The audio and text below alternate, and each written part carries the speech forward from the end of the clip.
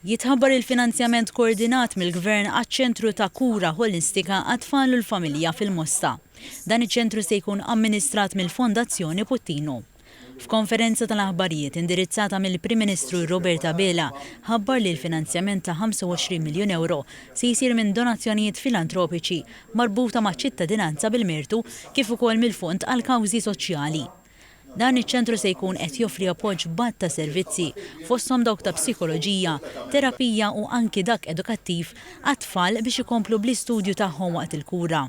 Dr. Abela rimarka li fil-waqt li qed isir dak kollu meħtieġ biex il-pazjenti tal-kanċer jingħataw l-aqwa kura medika, kien imisti tingħata attenzjoni lil problemi oħra li jġib miegħu dan il-mart. Lek meta kienu resqu għandna l-laqda msemmija numru ta' snin ilu u konna tħadditna dwar dan il-proġett, identifikajna l-art, għaddejna l-art, issa morru għal-pass li jmissu kol. Dik l-art timbena, il-proġett irid jitwettaq, investiment qawwi min-naħa tal-Gvern ta' 25 miljun euro. Spjega li apparti l-ispejjeż marbuta mal-bini, il-finanzjament se jkun qed jinkludi l-operat ta' dan iċ-ċentru għall-ewwel 5 snin.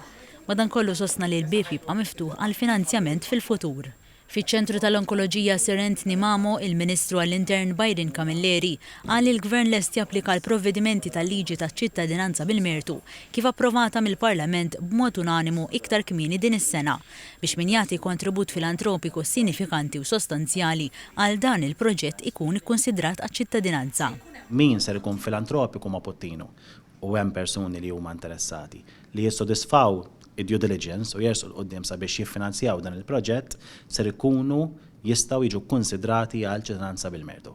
U b'dan il-mod qed naraw illi il-familji Maltin u Għawċin ngħinuhom permezz ta' Puttino illi jagħmlu ħafna u ħafna ġid. Il-President ta' Puttino Cares Angel Kuxkiri qalet li dan il-proġett se jkun qed iservi biex fid-dbattijiet Puttino Cares jilqa' jkun hemm mal-ewwel mal-familji. Intant il-kap eżekuttiv tal-Fondazzjoni Reni Zerafa fakkar li meta persuna jkollha kanċer il-familja kollha tintlaqat. U f'da ċentru ħajkun li inti tilqaħħom mill-bidu, tissapportihom kemm jifilħu u tgħinhom biex jirkupraw ħafna mill-weġġat li jkunu għaddejjin. Wara l-konferenza tal-aħbarijiet il-Prim Ministru Roberta Bela flimkien mal-Ministri Biden Camilleri u Joe Etienne Bela u tmexxija ta' Puttino Cares żaru tfal rikoverati f'Rainbow Ward fl-Isptar Mater Dei. F'attività ħelwa mħejja mid-Dipartiment tal-Protezzjoni Ċivili, it-tfal ingħataw rigal tal-miliet frott ġenerożità tal-poplu Malti u Għawċi waqt l-inizjattiva Rigal b'imħabba ta' din is-sena.